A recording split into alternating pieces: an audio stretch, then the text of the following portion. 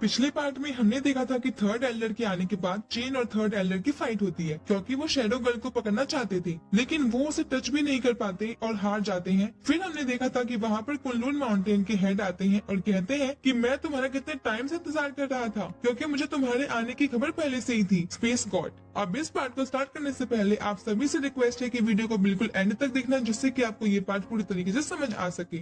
अब इस पार्ट के स्टार्टिंग में हम देखते हैं कि चेन हेड से कहता है कि सर मुझे आपसे एक बात पूछनी थी, क्या आप मुझे एक बात का जवाब दे सकते हैं? तो अब हेड कहते हैं कि हाँ हाँ पूछो पूछो। अब चेन उससे कहते हैं कि इतने बड़े सेक्टर में आप लोगों को देखकर काम पर नहीं रखते क्या? तो अब हेड सारी बात को समझ चुके थे और अब वो वैंग और थर्ड एल्डर के पास जाते हैं और उनसे कहते हैं कि तुम लोगों को हिम्मत कैसे भी ऐसा करने की? अब थर्ड एल्डर कहते हैं कि मुझे नहीं पता था कि ये स्पेस गॉड है, वरना मैं ऐसा कभी भी नहीं करता, और इनके साथ एक डिमन क्लेन की मेंबर भी है, इसलिए मुझे समझ नहीं आया कि मुझे क्या करना चाहिए और जल्दबाजी में मैंने इनसे फाइट कर ली। और फिर हम देखते हैं कि थर्ड एल्डर सारी की सारी गलती वैंग पर डाल देते हैं। वैसे देखा जाए तो ज्यादा गलती वैंग की ही थी, इसने थर्ड एल्डर को सब झूठ बताया था। अब वैंग जैसे ही देखता है कि थर्ड एल्डर की भी सब गलती का भार उसी के ऊपर आ गया, तो वो घुटने के बल होकर हेड से माफी मांगने लगता है और कहता है कि ये सब मुझसे जल्दबाजी के कारण हो गया, मुझे थोड़ी गलत फहमी हो गई थी जिनके बारे में मुझे कुछ नहीं पता था, और मैंने डिमन गर्ल को देखा तो मैंने सोचा कि शायद वो आपके लिए खतरा बन सकती है। अब हम देखते हैं कि थर्ड एल्डर वैंग को बहुत तेज चाटा मारते हैं और कहते हैं कि अगर आपके बार से कभी ऐसा हुआ तो तुम्हें इसकी बहुत बड़ी सजा मिलेगी। और इतना कहने के बाद एल्डर हैंड से माफी मांगने लगते हैं और कहते हैं कि इसे माफ कर दीजिए, ये अपने बारे में ऐसा कुछ भी नहीं करेगा।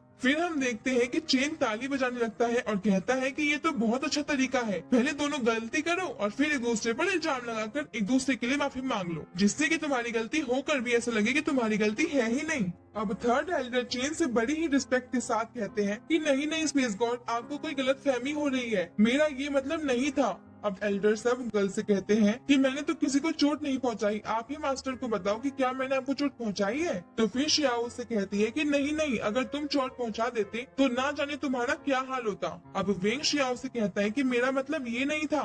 अब हम देखते हैं कि चेन हेड से बोलता है कि सर मैं आपसे रिक्वेस्ट करता हूँ कि इन लोगों को अच्छी सजा दीजिए, जिससे कि ये दोनों अपना सबक सीख सके, क्योंकि अगर इन जैसे लोग यहाँ रहे तो यहाँ लोग सिर्फ कुनलुन माउंटेन के लिए दुश्मन खड़े करेंगे। अब हेड थर्ड एल्डर और वेंग के पास आ जाते हैं और सबसे पहले वेंग से कहते हैं कि मैं तुम्हें 3 साल के लिए सस्पेंड करता हूँ, क्या तुम्हें ये सजा मंजूर है? तो अब वेंग के पास और कोई चारा नहीं था, इसलिए वो हेड की बात मान लेता है। अब हेड थर्ड एल्डर की तरफ आते हैं और उनसे कहते हैं कि तुमने बिना कुछ सोचे समझे ये फैसला ले लिया और ये बहुत गलत बात है, तुम तो एल्डर कहलाने के लायक ही नहीं हो, इसलिए मैं आज से तुम्हारे एल्डर का पद छीनता हूँ और इससे दूसरों को भी एक सबक सीखने को मिलेगा। फिर हम देखते हैं कि थर्ड एल्डर उनके सामने घुटना टेक कर कहते हैं कि नहीं ऐसा मत कीजिए, मुझे माफ कर दीजिए। और फिर उनको देखकर वेंग भी हेड से माफी मांगने लगता है, क्योंकि उसने सोचा था कि कहीं उसकी भी 3 साल की सजा माफ हो जाए। अब थर्ड एल्डर हेड से कहते हैं कि मुझे माफ कर दीजिए, कृपया करके अपना ऑर्डर वापस ले लीजिए, अगली बार मैं ऐसा कुछ भी नहीं करूंगा। लेकिन हेड नहीं मानते और कहते हैं कि मैं ऐसा नहीं करूंगा क्योंकि तुम्हें सजा जरूर मिलनी चाहिए। लेकिन अब थर्ड एल्डर फ्लोर पर सर मार मार कर अपनी माफी मांगने लगती है, इसीलिए अब हेड गॉड से कहता है कि इन दोनों को लेकर जाओ। अब हम देखते हैं कि हेड चेन से कहते हैं कि अब तो तुम खुश हो ना? फिर चेन कहता है कि मास्टर इंसाफ करने के लिए थैंक यू। अब हेड उससे पूछते हैं कि ऐसा क्या कारण हुआ कि तुम्हें यहाँ आना पड़ा? तो अब चेन उन्हें बताता है कि उसे उनसे कुछ जरूरी बात करनी है, इसलिए अब हेड उन सबको कुनलुन बेस के अंदर ले जाते हैं। अब उस जगह के अंदर पहुंचने के बाद हम देखते हैं कि अंदर मास्टर्स की मूर्ति लगी हुई है और एक चेयर जहाँ पर हेड जाकर बैठ जाते हैं और फिर उनके बीच में बातें चालू हो जाती हैं। अब चेन हेड से पूछते हैं कि क्या आपने कभी रियोन का नाम सुना है? तो हेड थोड़ी देर सोचते हैं और कहते हैं कि ये कहीं रियोन वो एशियन डेमन तो नहीं? अब चेन उनसे कहता है कि अच्छा तो आपने उसके बारे में सुना है, इसका मतलब मुझे आपको पूरी बात समझाने में कोई दिक्कत नहीं होगी। अब चेन उन्हें बताता है कि रियोन अर्थ पर आया है ना जाने किस चीज को लेने के लिए। मास्टर थोड़ा सोचते हैं, फिर चेन उनसे पूछता है कि क्या आपको कोई ऐसी चीज के बारे में पता है जो कि अर्थ पर हो और बहुत इम्पोर्टेंट हो? अब हेड कहते हैं कि ऐसी तो सिर्फ एक ही चीज हो सकती है, अगर सच में रियोन अर्थ पर कुछ ढूंढ रहा है तो वो जरूर जियानु ही होगा। अब चेन उनसे पूछता है कि ये क्या है?